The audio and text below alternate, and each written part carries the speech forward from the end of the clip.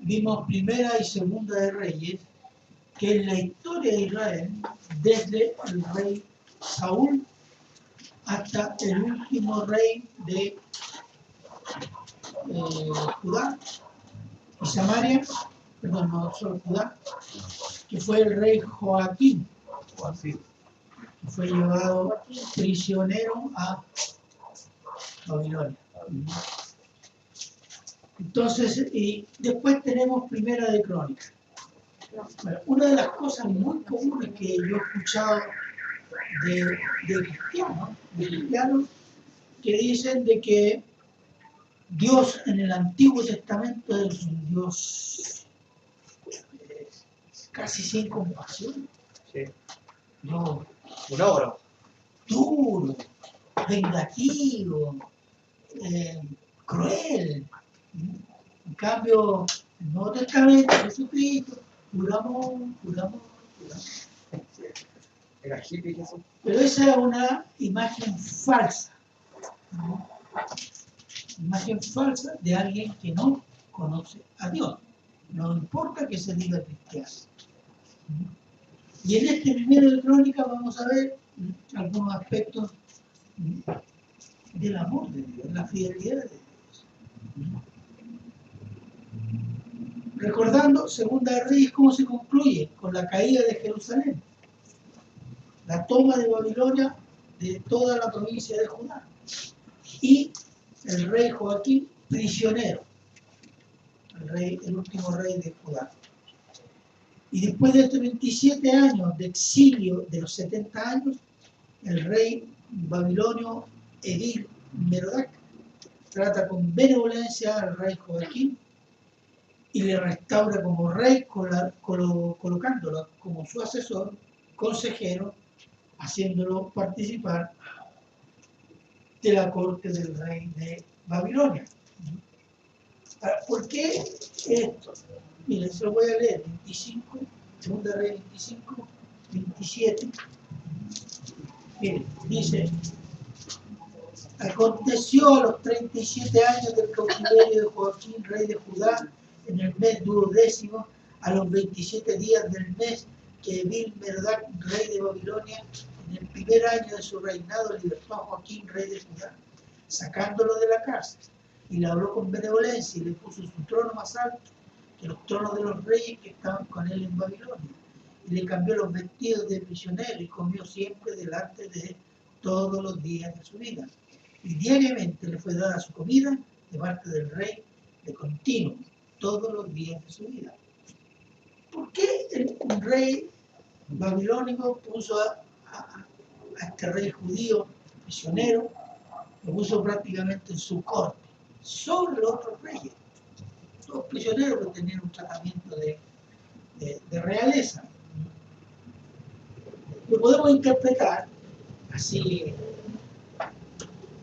conociendo la historia que vino después, lo podemos interpretar como un gesto del rey babilónico, como el anuncio de la futura restauración de Israel al término de los 70 años de exilio. Nosotros tenemos que tener presente qué es lo que significaron 70 años de exilio para Israel. Imaginen que usted saca la ciudad de Santiago y los deporta. ¿Qué deja aquí? Poca gente, los más pobres. Y todo lo demás se los lleva. ¿Cuánto puede durar una ciudad así? Poco. Y se arruina. Se arruina su economía, se arruina toda su estructura, además se destruía o se destruía, en fin. Entonces los 70 años de exilio de Judá fueron a causa de qué? De la idolatría de Israel. Arregla un poquito el micrófono que no se escuche. La idolatría de Israel. Veamos Jeremías 25:11. Es solo una introducción, ¿eh? Para que veamos. 25:11.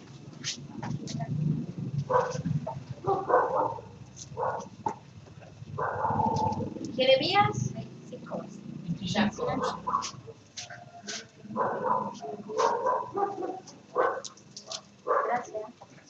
¿Qué dice? Jeremías 25:11. Amén. Toda esta tierra será puesta en ruinas y en espanto, y servirán estas naciones al rey de Babilonia 70 años. Lea ahí mismo el 29:10, siempre en Jeremías.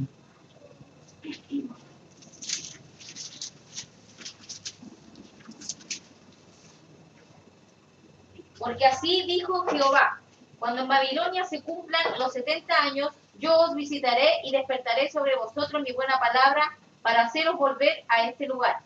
Ahí hay dos pronunciamientos de Dios al profeta. Yo voy a destruir este lugar y se van a ir 70 años, pero yo después los haré volver. Yo los visitaré y haré volver Israel a Jerusalén, ¿no? Entonces, las crónicas se trata precisamente del exilio y el retorno del exilio. Primera y segunda de Crónicas fue escrito, según la tradición judía, por el sacerdote Esdras. Esdras es un sacerdote del exilio que vuelve a Jerusalén. Miren la calificación que tiene Esdras. Voy a ir a leérselos en Esdras 7, del 10 al 14, cuando dice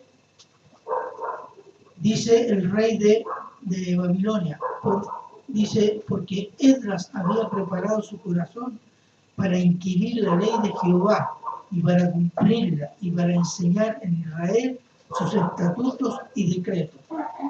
Esta es la copia de la carta que dio el rey Artajerjes al sacerdote Esdras, escriba versado en los mandamientos de Jehová y sus estatutos a Israel. Este es el testimonio de Esdras ante el rey de Babilonia. Lo considera un nombre de Dios, consagrado a Dios, ¿no? Y dice, sigue adelante, Artajerjes, rey de reyes, a Esdras, sacerdote y escriba erudito en la ley de Dios del cielo, paz. Otro muy buen concepto tenía de este sacerdote. Por mí es dada orden que todo aquel en mi reino, del pueblo de Israel y de sus sacerdotes y levitas, que quiere ir contigo a Jerusalén, vaya, porque de parte del rey y de sus 7 consejeros eres enviado a visitar Judea y a Jerusalén, conforme a la ley de tu Dios, está en tu mano. Y esto fue lo que hizo Dios, movió el corazón de quién, de los reyes de Babilonia, después medo-persa prácticamente. ¿Para qué? Para que pusieran en el camino a su pueblo de vuelta a Jerusalén. Y primera y segunda de Crónicas, Esdras lo habría escrito entre los años 450 y 430, que es el periodo en que él vuelve a Jerusalén, antes de Cristo. Y este escrito fue dirigido ¿a quién? A los judíos exiliados que estaban volviendo a Jerusalén, después de 70 años de exilio. Los judíos que volvieron fue una minoría. Se calcula de que los judíos en Babilonia, de todo lo que se serían de 500 a 800 mil, y tal vez más. ¿Y cuántos volvieron? No más de 50.000. ¿Se imaginan? La gran mayoría se quedó en Babilonia. Y la minoría, que mayormente eran hombres devotos a Dios, pero eran también sacerdotes y levitas, son los que volvieron a Jerusalén. El retorno fue en 3 etapas. Tenemos la primera etapa, año 538 a.C., y esto está descrito en Esdras, libro de Esdras, del capítulo 1 al 6. No lo vean. Y ahí habla de Zorobabel, que es el primer gobernador del retorno. Después la segunda ondada está en el 458 a.C. y está relatada siempre en Esdras del capítulo 7 al 10. Y la tercer grupo que retorna, año 445 antes de Cristo, y está testimoniado en Nehemías, libro de Nehemías, del 1 al 3. Entonces, cuando el sacerdote Esdras escribe al exilio que está volviendo a Jerusalén, escribe con un propósito: recordar a Israel las promesas de Dios y la fidelidad de Dios a su pueblo pecador. ¿Por qué? Porque el retorno es una promesa cumplida. Entonces Esdras escribe: Israel, estas son las promesas de Dios. Dios no se ha olvidado de Israel.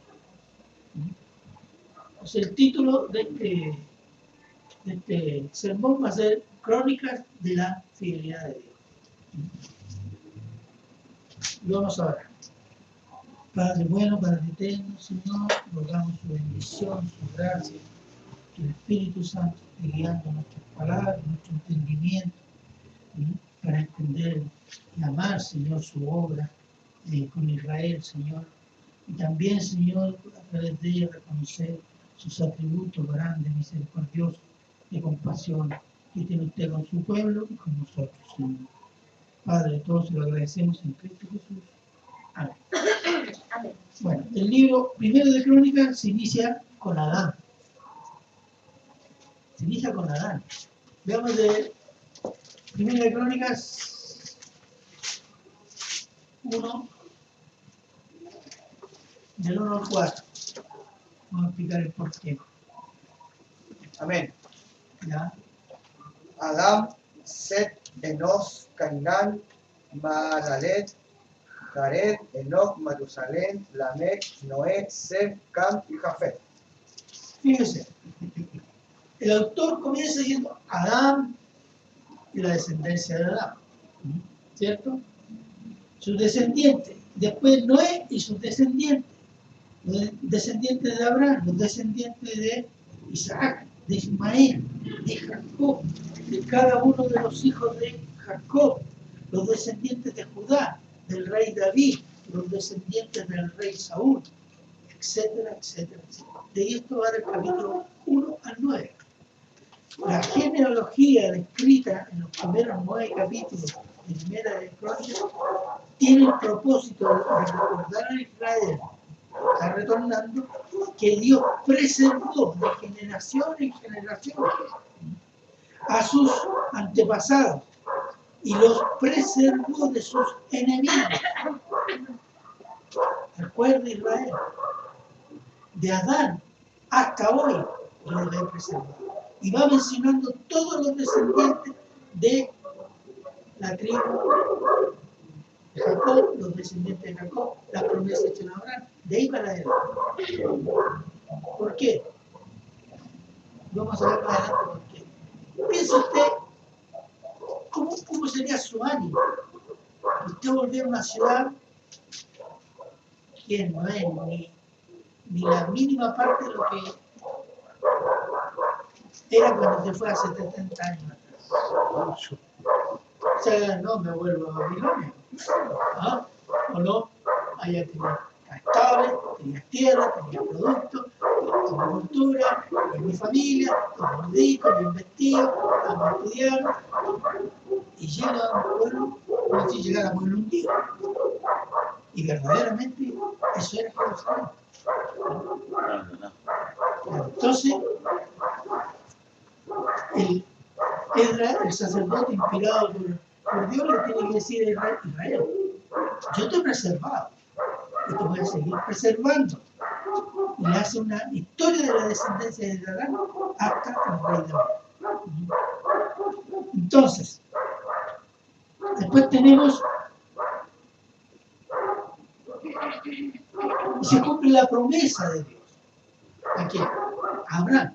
Génesis 12:3.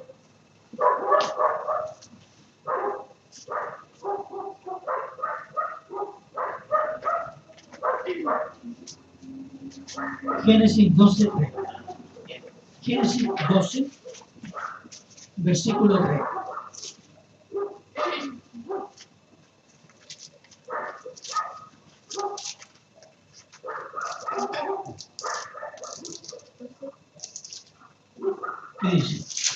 Génesis 12, 3. No sé.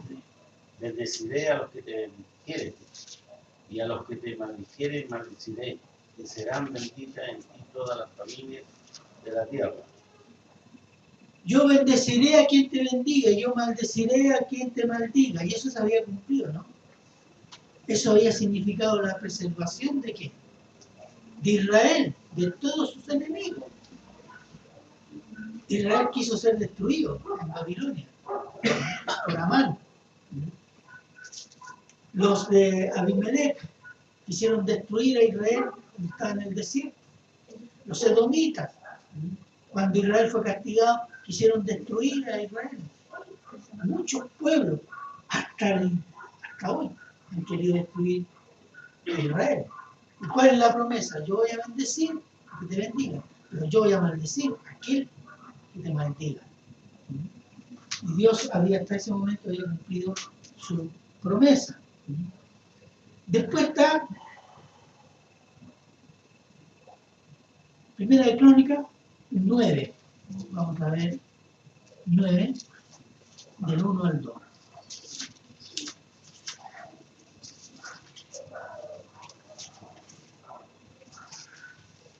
Nueve, 1 y 2. Sí. Contado todo Israel por sus genealogías, fueron escritos en el libro de los reyes de Israel, y los de Judá fueron transportados a Babilonia por su rebelión. Los primeros moradores que entraron en sus posesiones en las ciudades fueron israelitas, sacerdotes, levitas y sirvientes del templo. ¿Qué es lo que está haciendo Esdras? Está haciendo un censo. Nombrar la descendencia es porque también para el retorno se hizo un censo. ¿Y en qué consistía el censo?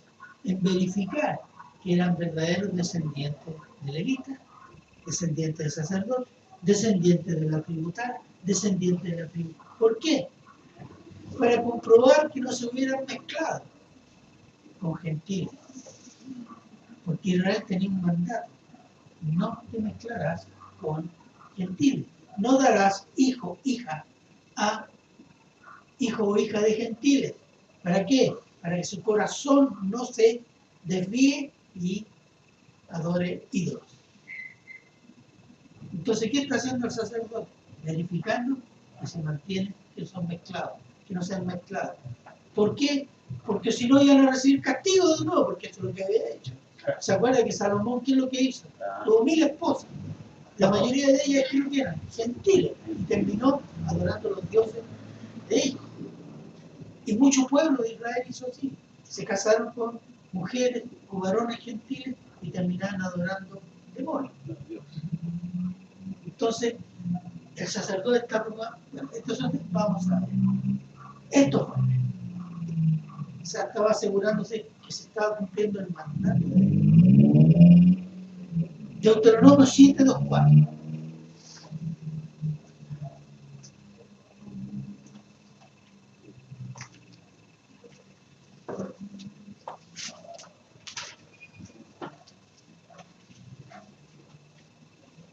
¿Qué dice? Deuteronomio 7, del 2 al 4.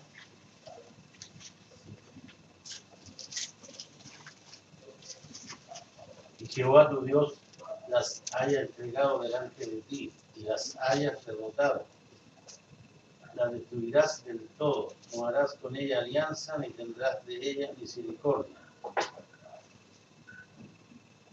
¿Ya? Y no emparentarás con ella.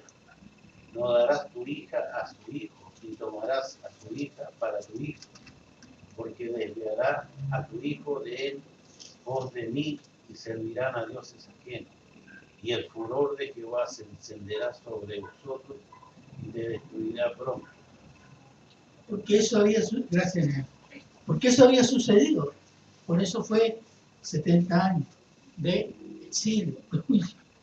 Hay un versículo parecido en el Nuevo Testamento.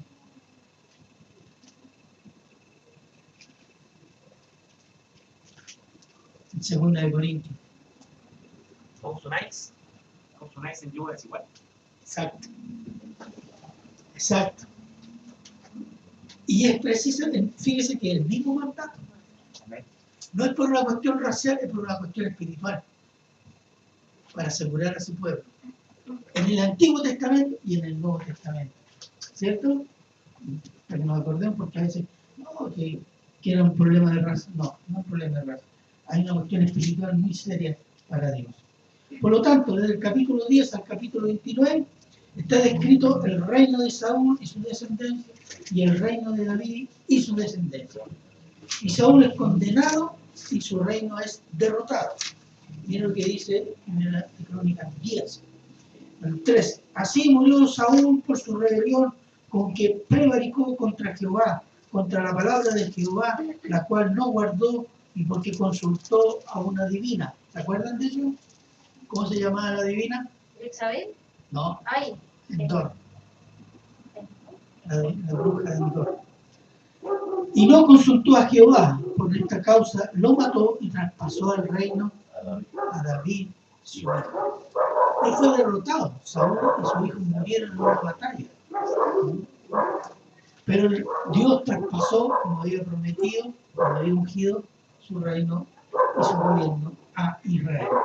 Y David es proclamado rey de todo Israel, por ser el conductor del ejército y el bendecido por Dios. En Crónicas 11:1-3. Entonces todo Israel se juntó a David en Hebrón diciendo: he aquí nosotros somos tu hueso, tu carne.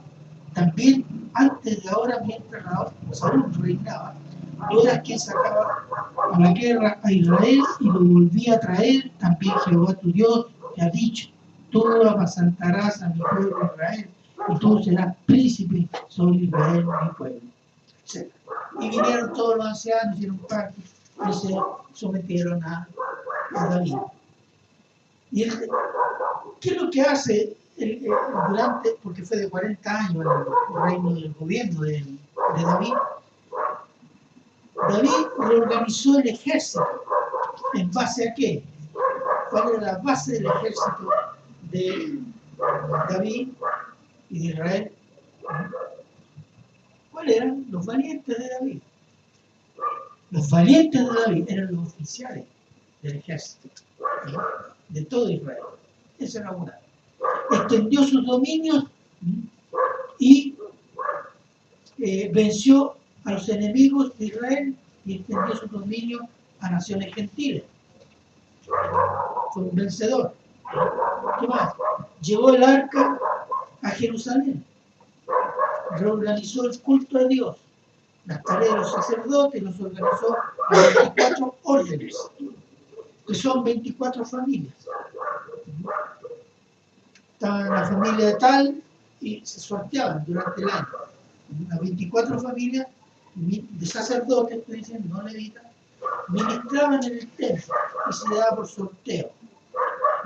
Entonces las 24 órdenes eran 24 sacerdotes y sus familias que ministraban un periodo del año en el templo. ¿Dónde hay otra parte del Nuevo Testamento que se habla de 24? el Apocalipsis. ¿Ya? ¿Qué son? Los ancianos. 24. Los ancianos. De ahí viene 24. ¿Por qué? ¿Y quiénes son los 24 ancianos? Son los viejitos con barba blanca, lindos, ¿no? ¿Qué dicen los 24? ¿Cómo alaban al Señor los 24 ancianos?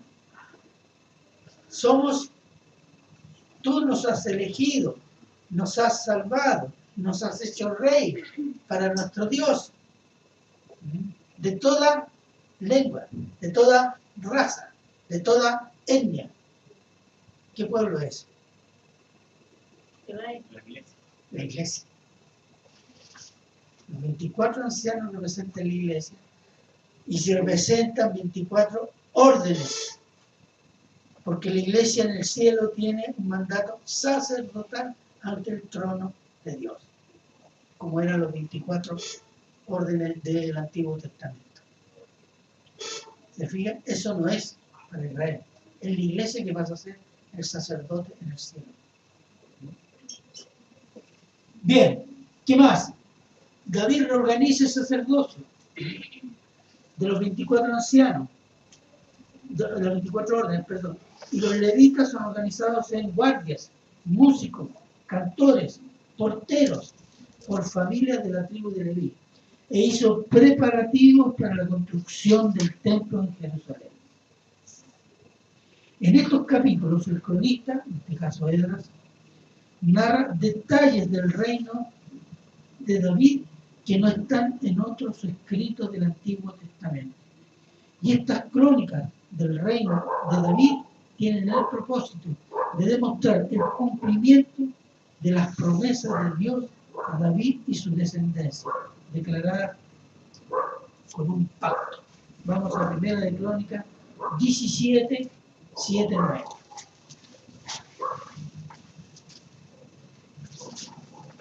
Primera 17. Primera de Crónicas 17.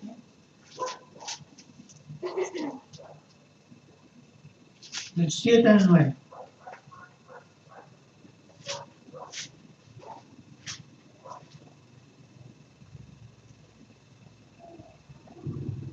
¿Ya? Por tanto, ahora dirás a mi siervo David, así ha dicho Jehová de los ejércitos, yo te tomé del redil, de detrás de las ovejas, para que fueses príncipe sobre mi pueblo Israel. Y he estado contigo en todo cuanto has andado, y he cortado a todos tus enemigos de delante de ti, y te haré gran nombre, como el nombre de los grandes en la tierra. ¿Llegamos ya? ¿El 9 también? Sí. Asimismo he dispuesto lugar para mi pueblo, Israel, y lo he plantado para que habite en él y no sea más removido. Ni los hijos de iniquidad,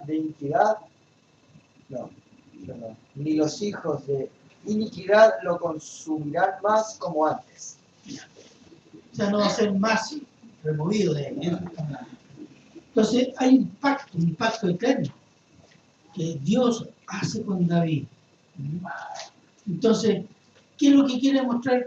No, Israel, no te olvides, estás en esta situación, estás saliendo del exilio, pero hay un pacto eterno para ti. Hay un pacto eterno todavía que tiene que cumplirse. Porque, mire, fíjense, le leo el 11, ahí mismo. Y cuando tus días sean cumplidos, para irte con tus padres, levantaré descendencia después de ti a uno entre tus hijos y afirmaré su reino. Él me edificará casa y yo confirmaré su trono en él eternamente. ¿Se cumplió esto? Sí, no. Claro. ¿Cuál fue el próximo rey después de David? Salomón. Hijo de David. ¿Pero fue eterno? No. Cristo fue eterno. Es eterno. Él es el heredero del trono eterno. Él es eterno. Pero aquí hay un punto de vista de las profecías. Hay una profecía de doble cumplimiento. El cumplimiento cercano. Todos dijeron cierto, sí, saltantemente Salomón. Sí, se cumplió. Ese es el cumplimiento cercano. Pero cuando dice, su trono será eterno, no fue eterno. Entonces hay un cumplimiento lejano, que todavía tiene que cumplirse. Porque para que el rey no sea eterno, tiene que haber un rey eterno. Y eso solo puede ser Jesucristo. Para que lo entendamos correctamente. Es decir, recordar a Israel que Dios mantiene su promesa de un reino eterno con un rey eterno, de la descendencia de David, de la casa de David, de la familia de David. Y esto a pesar del cautiverio, del exilio de 70 años en Babilonia, por la idolatría de Israel. Israel negó, Israel ofendió a Dios, al Dios de Israel, al Dios que lo formó, al Dios que lo creó, al Dios que lo preservó. Israel lo ofendió. Dios hizo un pacto incondicional con Abraham y su descendencia. Hay que entender de que la misericordia de Dios se puede verificar primero en el pacto que hizo con David, ¿cierto? Y para que el pacto se cumpla tiene que preservar el pueblo, ¿cierto? Pero también hay un pacto, esa es la base del pacto, hay un pacto con Abraham, que es la base del pacto con el rey David. Veamos, Génesis 15, 8. Anótenlo, pero se los voy a explicar, porque es largo. 15, 8, 18. Abraham dice, no tengo hijo. ¿Y cómo voy a saber que mi descendencia va a ocupar esta tierra? Entonces, ¿qué dice Jehová? Dice, mira, toma 2 cabritos, 2 palomas, 3 tipos de animales, y pártelos por la mitad. ¿Y qué se hacía? O sea, y esa era una forma en el Oriente Antiguo de hacer pacto, un acuerdo entre 2 personas. Se partían 2 o 3 animales por la mitad y lo ponían a un lado y al otro lado la otra mitad. Entonces, los 2 pactantes pasaban por el medio de los pedazos. Entonces, ¿cuál era el significado? El significado era, el que viole este pacto será partido como estos animales. Si uno de ellos rompía el pacto, el otro tenía todo el derecho de matarlo y partirlo por la mitad. Eso era un pacto. Y Dios le dice a Abraham, mata 3 tipos de animales, pártelos por la mitad, ponlos aquí, ponlos allá. Y llegó la noche y Abraham se quedó dormido, porque él estaba espantando los pájaros que querían comerse los pedazos de carne de los animales. Pero ¿qué es lo que ve? Un fuego que pasa por el medio de los animales. ¿Qué significa?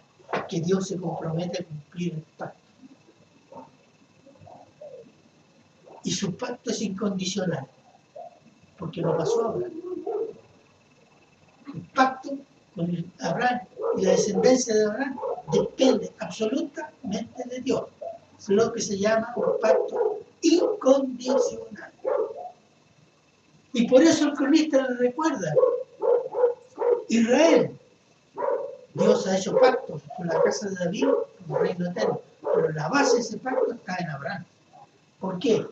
Porque la preservación, el reino y todas las bendiciones de Israel prometidas pasan por la voluntad de Dios, la promesa de Dios, y no como se comporta Israel.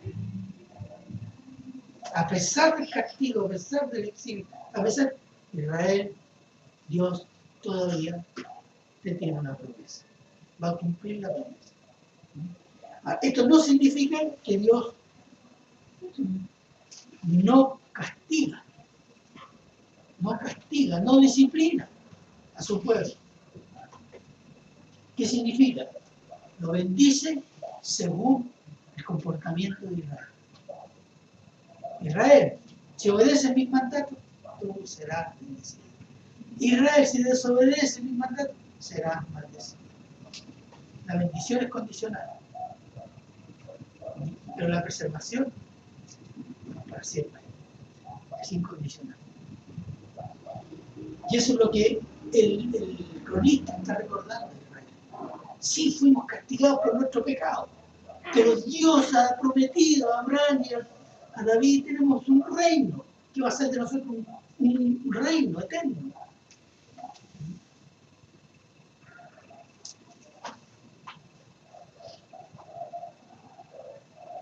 Veamos Deuteronomio 28, 1, 2.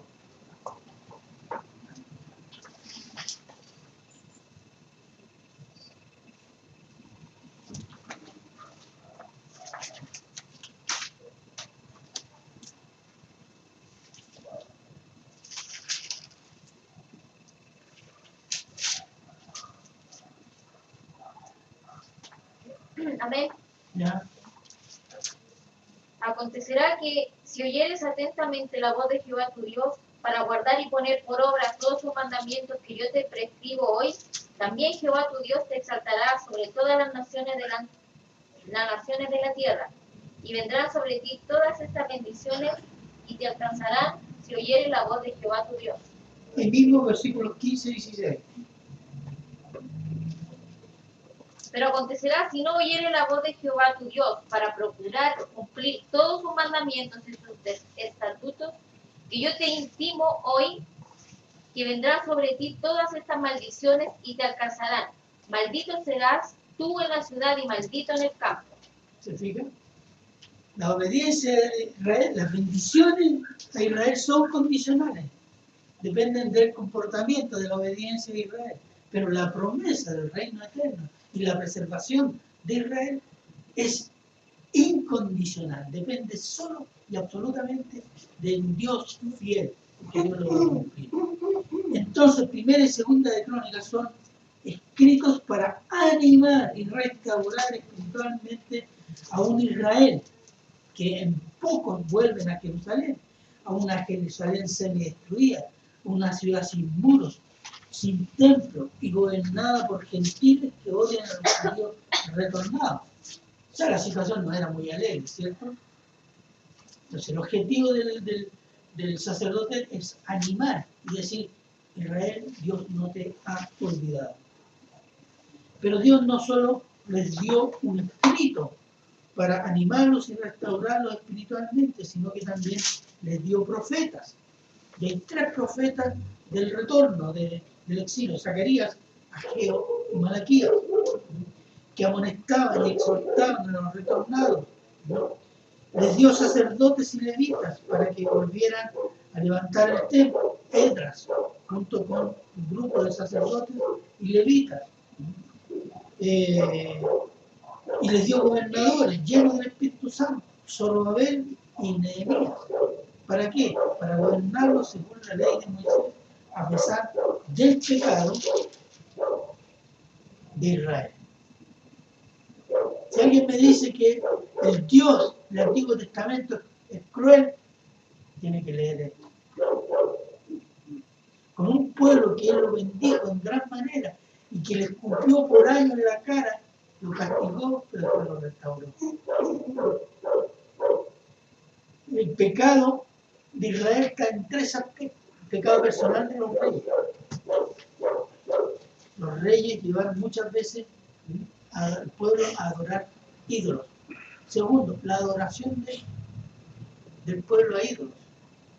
Y pasó que cuando Josías, el penúltimo rey de Judá, se convierte, encuentra la ley y instaura las fiestas de celebración y de alabanza a Jehová, no todo el pueblo participa. ¿Por qué? Porque el pueblo ya estaba corrompido. Tenía su ídolo donde, en los lugares altos. Ahí se adoraban ídolos.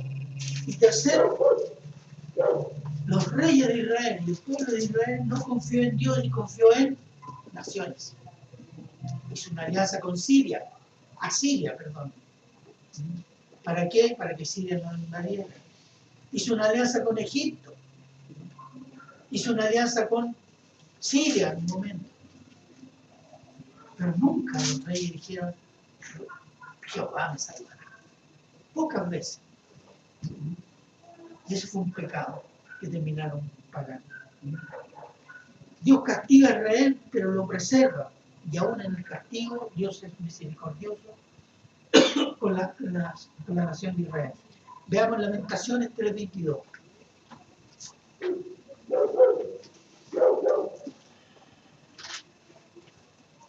¿3:22?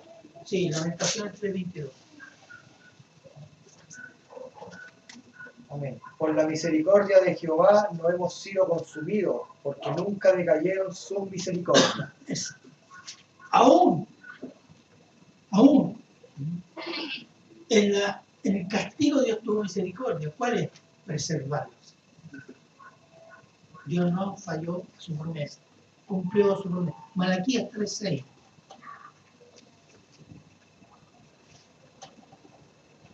¿Qué dice?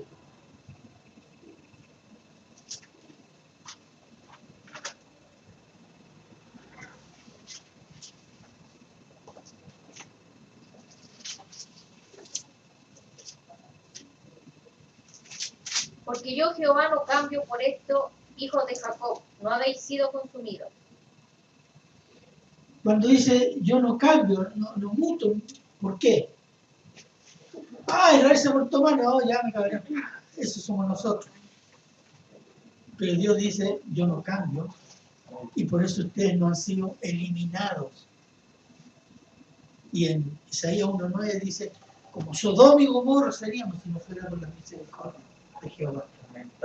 Es decir, desaparecidos del mapa. Entonces, si Dios hizo un pacto incondicional con su amigo Abraham y su descendencia, que Israel, mucho más ha pactado el Padre con su Hijo Jesucristo, que ha quitado el pecado del mundo para que los que creen en su Hijo tengan vida eterna. Y gracias al pacto de Dios Padre con su Hijo, en una cruz tenemos esta misericordia. Perfecto. Nada más que cosa. Entonces, cuando decimos, si Dios y entendemos la fidelidad, la misericordia y el amor de Dios con Israel, un Israel rebelde, y con Cristo a nosotros nos ha dado mucho más, y tiene la promesa que todo lo que el Padre me ha dado, yo tengo mandato de resucitarlo para el día final. Yo nada voy a perder, dice. Los que son de Cristo para siempre. ¿Por qué? Mire, si Dios ha sido fiel con Israel, incluso después de 19 siglos lo planta de nuevo ahí en el Medio Oriente, es incrédulo. Huesos secos todavía, como dice el profeta. ¿Ah? Pero él va a revivir esos huesos secos en su tiempo, que está programado según la profecía. Porque toda la profecía que hay en la Biblia está centrada en Israel, no en la iglesia. Hay muy poco en la iglesia. El evento profético de la iglesia, ¿cuál es? Estamos esperando. Rápido. Ir a juntarnos con el Señor en el cielo.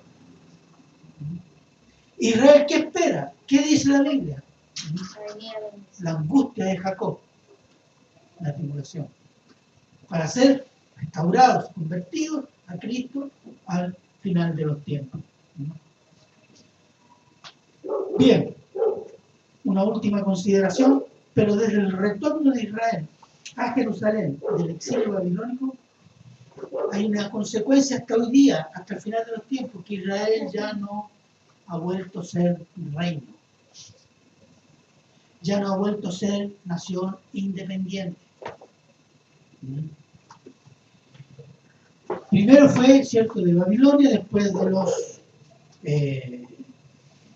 del imperio medo-persa, después estuvo bajo el dominio de los reyes griegos, después fue provincia del imperio romano, después estuvo bajo los árabes, después fue controlada por las cruzadas católicas romanas, después de nuevo los árabes, los turcos, y en el siglo XX estuvo como protectorado inglés, aliado a Jordania, y hoy depende de Estados Unidos, pero en el futuro será sede del gobierno del anticristo hasta el fin del tiempo de los gentiles, sobre Jerusalén.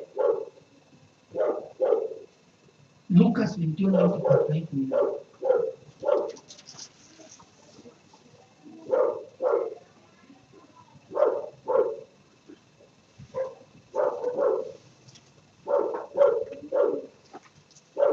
Lucas 21:24.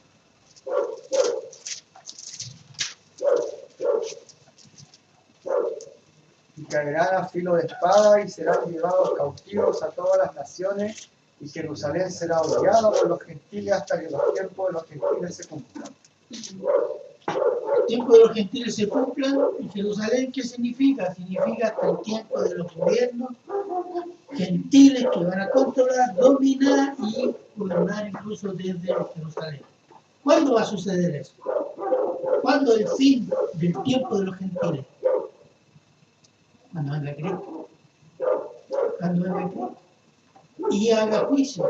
Y Armagedón, y el Armagedón los va a reunir y va a haber un juicio. Así que Primera de Crónica es una bendición para Israel y para nosotros, que entendamos cuán fiel y misericordioso es nuestro Dios, Señor Jesucristo. ¿Amén? Amén. Vamos a orar. Padre bueno, Padre misericordioso.